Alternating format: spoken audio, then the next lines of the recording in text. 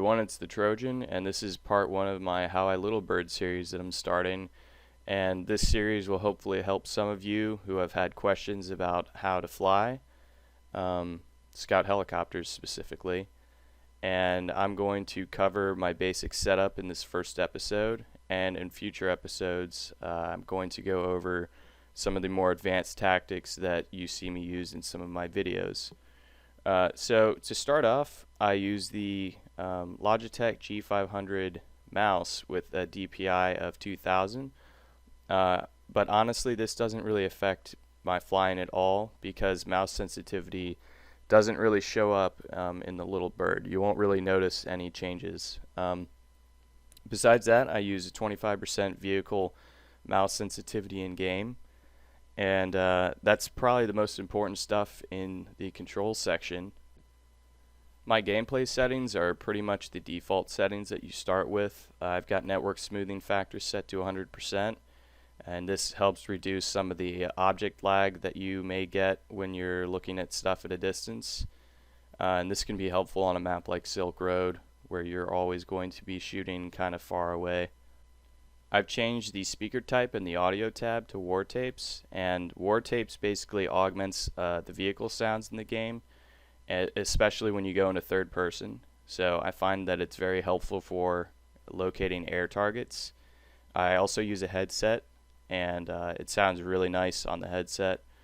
So that's probably the biggest change that I've made here, and I'll put my my hardware in the description so you guys can see some of my headset, my mouse, and everything, and what I use. Now these settings tend to change a lot in the video tab.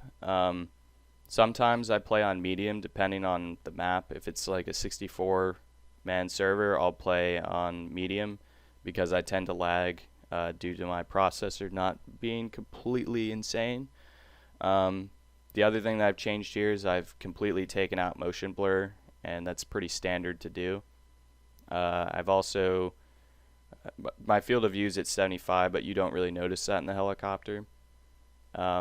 Sometimes I'll play on ultra if I'm playing on a smaller server because I like how the shadows are different and the details a lot better, and I find that it's actually easier for me to locate targets on the ultra settings.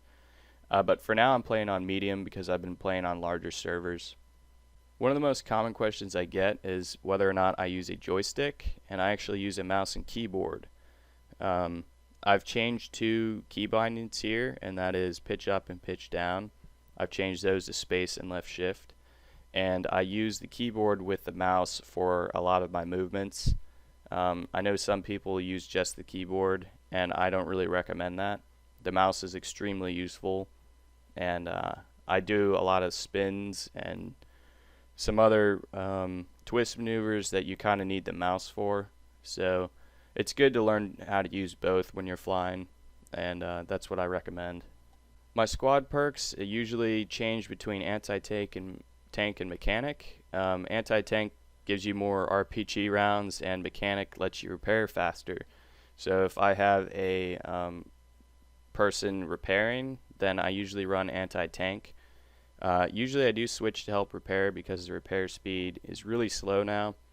But the anti-tank is much more useful for me now because I tend to RPG ground targets a lot, and RPGing from the top on a tank is extremely lethal, and usually I'll do 2 passes with the Z11 and then I'll RPG it in the top, and that usually kills. I use the 25mm cannons pretty much exclusively when I fly. The miniguns really aren't too helpful to you or your team, so I tend to use the cannons just because they're a lot more useful, and miniguns are only really good against air targets, and the fact that they don't have limited ammo isn't really a plus because they're just they're really weak right now, and I probably won't use them until they're changed a little bit. I usually use the heat seekers when I'm running 25mm cannons as my primary, just to basically save ammo. Instead of using it all up on air targets, I'll use heat seekers to help with some of the damage, and this is actually a very common tactic now, unfortunately. Sometimes I'll use laser guided if I'm on a map with an AA, but usually I can run heat seekers, and then I'll just switch to my RPG and I'll switch seats and RPG tanks if I need to kill ground targets. And this has been a very effective tactic for me, and I don't really see the need to change it unless they start changing the primary and secondary weapons a lot. I use the ECM jammer as my primary countermeasure, just because the flares, once you use them, you can quickly be reacquired by a lock, and I find that they're not consistent in that regard. So the ECM jammer gives you a long period of time where you can't be locked, and it also puts a smoke cloud up so that you can use that to your advantage. My upgrade that I use is the gyro stabilizer, and it's probably the most useful upgrade available for the Little Bird. I find that it is extremely helpful in air-to-air fights just because you're usually going up against heat seekers, and once you get hit by the heat seekers, it usually throws your helicopter into a spin that you really can't control, and leaving you exposed on the side like that pretty much means you'll lose every fight.